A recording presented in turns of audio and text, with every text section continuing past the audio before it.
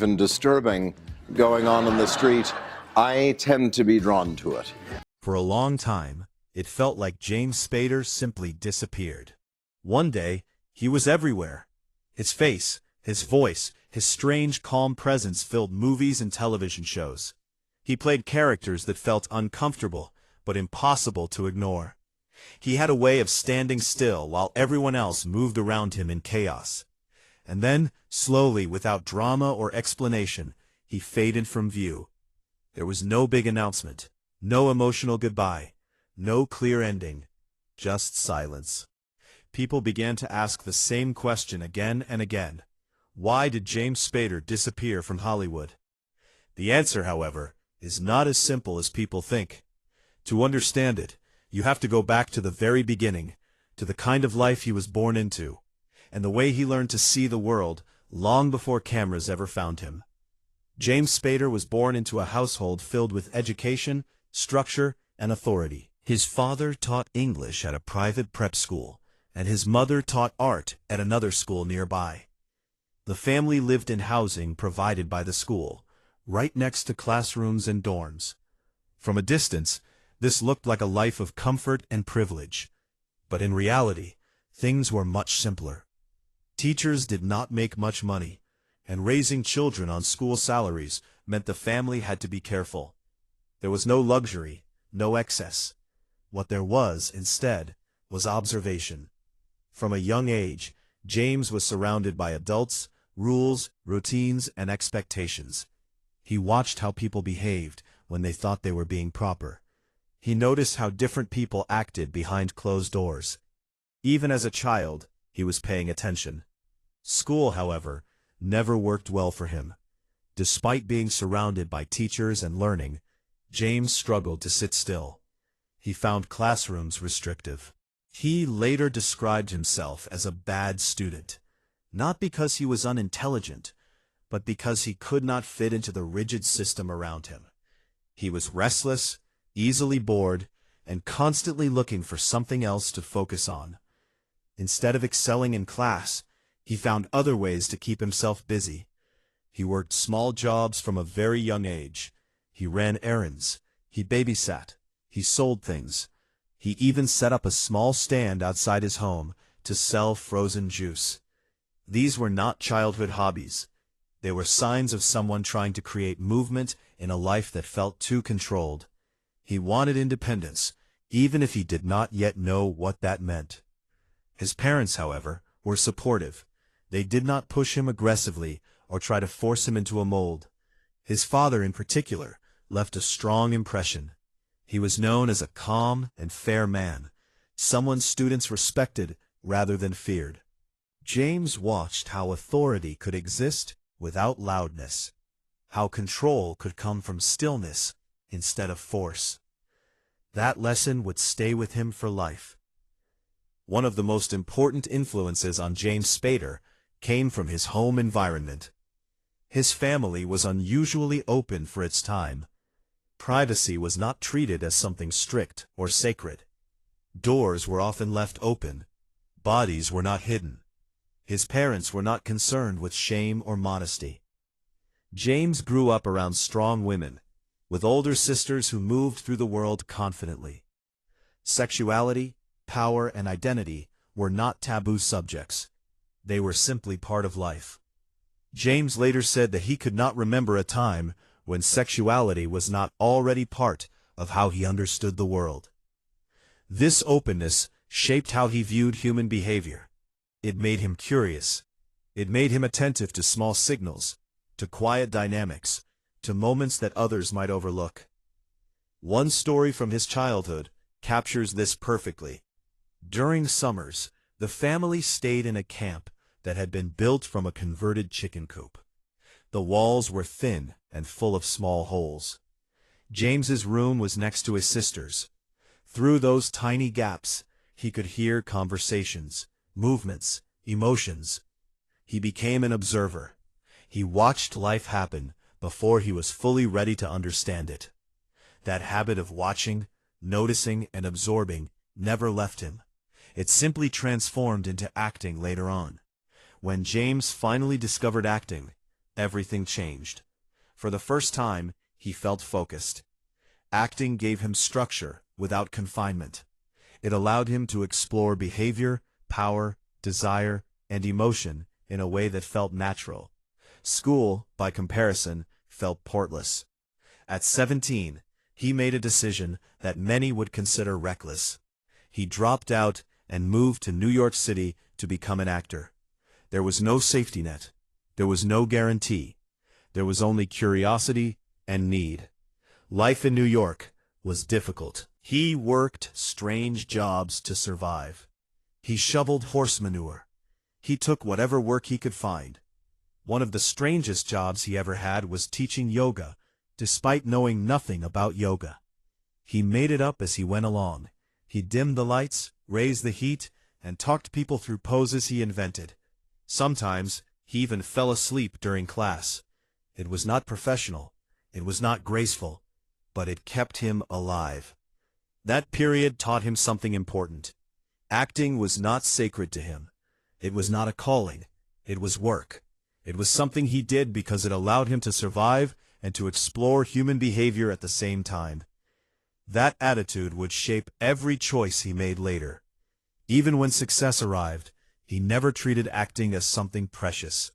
It was simply the best job he had found so far. When James Spader's career began to take off, it did so in a strange and uncomfortable way, much like the man himself. He was handsome, confident, and composed, but there was always something unsettling beneath the surface. Hollywood did not know where to place him. He looked like a leading man, but he did not behave like one. He did not project warmth, safety, or emotional openness. Instead, he brought control, stillness, and a quiet sense of danger. Casting directors noticed this immediately. Rather than forcing him into heroic roles that didn't fit, they placed him in characters that felt morally unclear.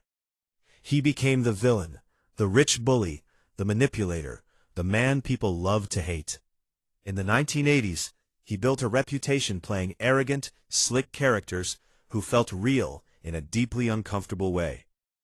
His performance in Pretty in Pink was so convincing that people reportedly disliked him in real life after seeing it. That reaction proved how effective he was. He did not soften his characters to make them likable. As the years passed, Spader moved into leading roles, but he never chose safe stories. His characters were obsessive, sexual, emotionally distant, and psychologically complex. He was drawn to stories about power and desire, about control and vulnerability, about relationships that made audiences uneasy. This was not an accident. These themes reflected his own curiosity about human behavior.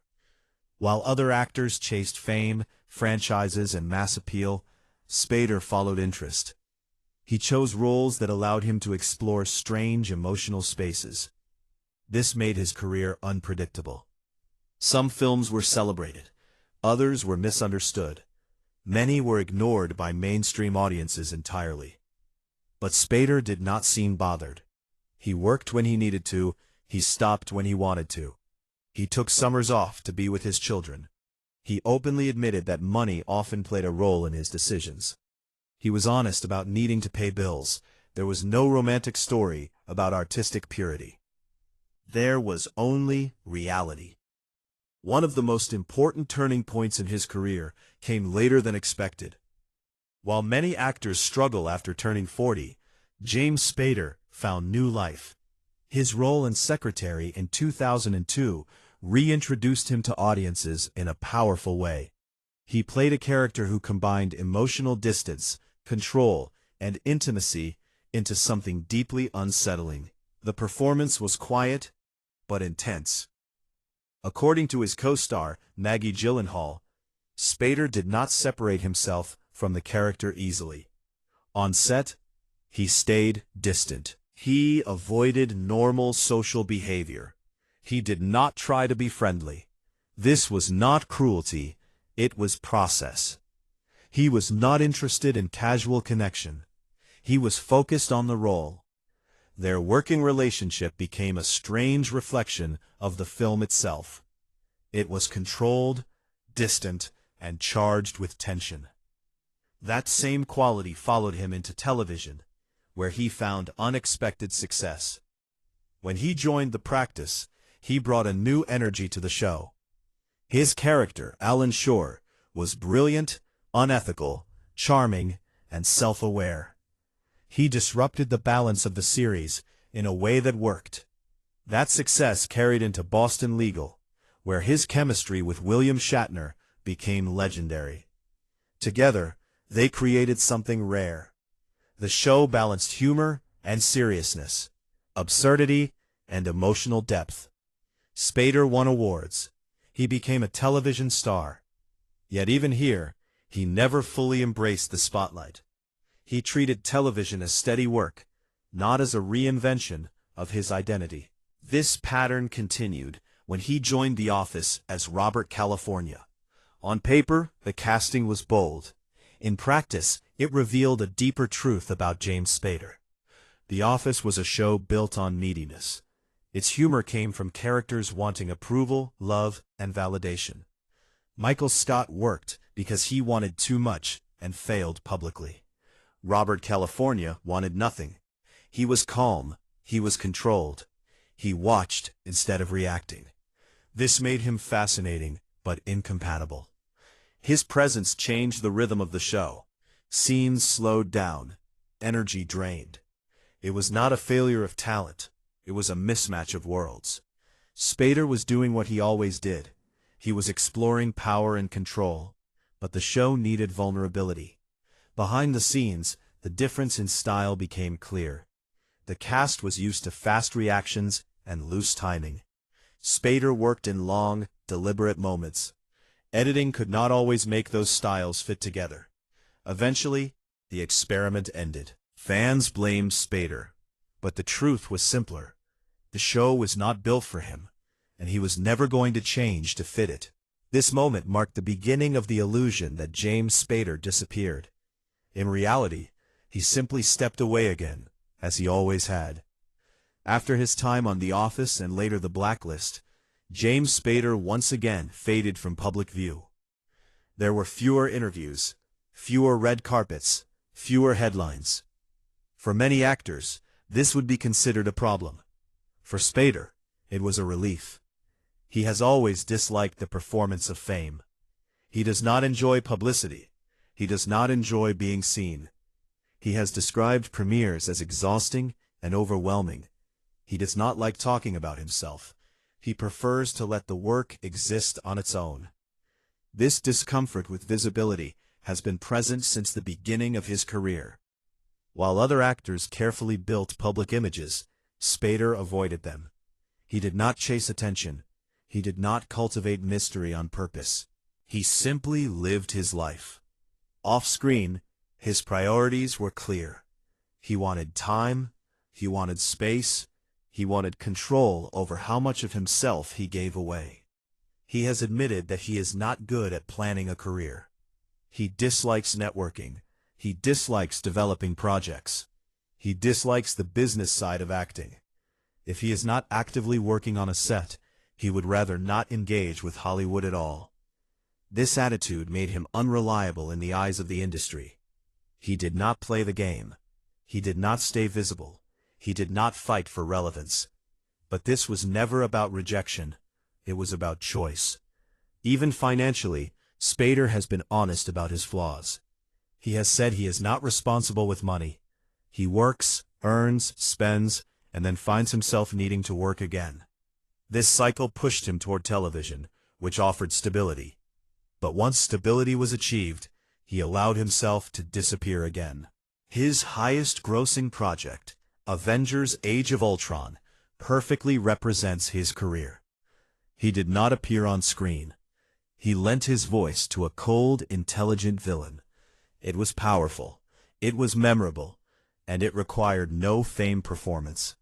It was James Spader in his purest form, controlled, distant, unsettling. Over the years, Spader has gained a reputation for being difficult. He is known for his attention to detail. He notices things others miss. He will stop a scene if something feels wrong. This perfectionism can be frustrating, but it is also why his performances feel alive. He does not compromise easily. He does not adjust himself to fit expectations. Instead, he expects the work to meet him where he stands. This approach limits opportunities, but it deepens the ones he takes. His entire career reflects this trade-off. He could have been bigger. He could have been everywhere. But that would have required becoming someone else. James Spader never disappeared because he failed. He disappeared because he refused to belong. He built a career on the edges of the industry, choosing curiosity over comfort, interest over exposure. He values living more than visibility. When he works, he gives everything. When he stops, he truly stops. That rhythm confuses audiences used to constant presence. But it is the rhythm of someone who understands himself. In the end, James Spader's disappearance is not a mystery. It is a pattern. A man who steps into the spotlight only when it serves him, and walks away the moment it doesn't. And maybe that is why he still feels so unsettling. Not because he vanished, but because he was never ours to keep. By the time James Spader faded from regular public view, something unusual had already happened. He had become one of those actors people felt strongly about without fully understanding why. Some admired him deeply. Others found him uncomfortable or even unsettling. Very few felt neutral. That reaction did not come from fame or overexposure. It came from presence. Spader has always had the ability to make audiences feel watched rather than entertained. He does not reach out emotionally. He does not invite sympathy. Instead, he stands still and lets people project their own discomfort onto him. That quality made him powerful, but it also made him difficult to place within the usual Hollywood system. Most stars succeed by being accessible. They smile, explain themselves, and reassure audiences that they are safe. Spader does the opposite. He withholds. He observes. He leaves space where others fill it with noise. Over time, this created a strange disconnect. Audiences felt like they knew him, but he never confirmed that feeling. This gap between perception and reality is a big reason people believe he disappeared. When someone does not constantly remind the world of their presence, the world assumes they are gone. But, in Spader's case, absence was never the result of decline. It was the result of consistency. He behaved the same way at the height of his success as he did when he was unknown. He worked when interested or when necessary, and then he stopped. He never chased momentum. Hollywood, however, is built entirely on momentum. Careers are expected to rise, expand, and repeat. Actors are encouraged to stay visible, to follow success with more success, and to build brands that never rest. James Spader never did that. He treated acting as a job, not an identity. Once the job was done, he returned to his private life. This made his career difficult to track. There was no clear arc, no steady climb, no obvious fall. Just a series of intense appearances separated by long periods of silence. For casual viewers, that silence felt like disappearance. For Spader, it felt like living. Another reason his legacy feels confusing is because he never belonged to a single genre or audience. He was too strange for mainstream romance, too controlled for broad comedy, too sexual for traditional drama, and too thoughtful for action films.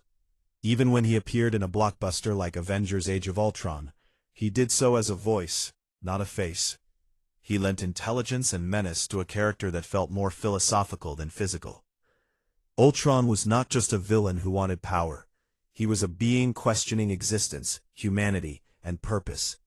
That role fit Spader perfectly, but it did not increase his visibility the usual way. It added to his reputation without placing him at the center of attention. This pattern repeated throughout his career. His most memorable performances often came from roles that lived slightly outside the mainstream. Films like Crash and Secretary were not designed to be comfortable or widely appealing. They asked audiences to sit with discomfort and question their own reactions. These were not crowd-pleasing choices. They were curiosity-driven choices. Over time, this shaped how the industry viewed him. Studios prefer actors who are predictable, flexible, and easy to market. Spader was none of those things. He brought intensity into rooms that expected lightness. He brought stillness into scenes built on chaos. He refused to soften edges or explain motivations. This made collaboration harder, but it also made his work unforgettable. Many actors disappear because they lose relevance. James Spader disappeared because he never chased it in the first place. This difference matters. When actors burn out, their absence feels empty. When Spader steps away, his absence feels intentional. It feels like part of the performance. Even now, people talk about him as if he might return at any moment, not because he promises it, but because his career has trained audiences to expect unpredictability. He appears, leaves an impression, and vanishes again. That rhythm has become his signature. It also explains why younger audiences continue to discover him. Streaming platforms have introduced his work to new viewers who were not alive during his early career. These viewers often react the same way older audiences did. They feel unsettled. They feel curious. They search for interviews only to find very few. They try to understand the man behind the characters and realize that he does not offer easy answers. This lack of accessibility makes him feel almost out of time. In an era where celebrities share everything, Spader shares almost nothing. That restraint feels unusual, even radical. It creates distance, but it also creates respect. People sense that he does not need them to like him. That confidence, or perhaps indifference, is rare.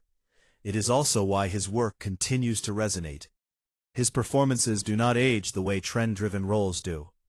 They exist in emotional spaces that remain relevant because human discomfort does not change. Power dynamics, control, desire, and identity are timeless subjects.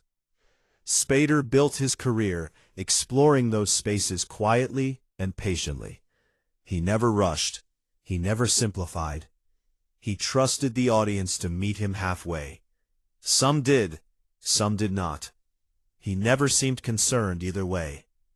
In the end, James Spader's legacy is not defined by how much work he has done, but by how deeply it lingers. His characters stay with people. They leave questions rather than closure. That is not an accident. It reflects a man who values curiosity over clarity and depth over comfort. He did not disappear because Hollywood rejected him. He stepped away because Hollywood asks for constant presence, and Spader has always preferred meaningful absence. His career is not a story of loss. It is a story of refusal. Refusal to perform fame. Refusal to chase relevance. Refusal to belong to a system that values noise over substance. And that is why, even now, when his name comes up, people still lean in. Not because he is everywhere, but because when he appears, he matters.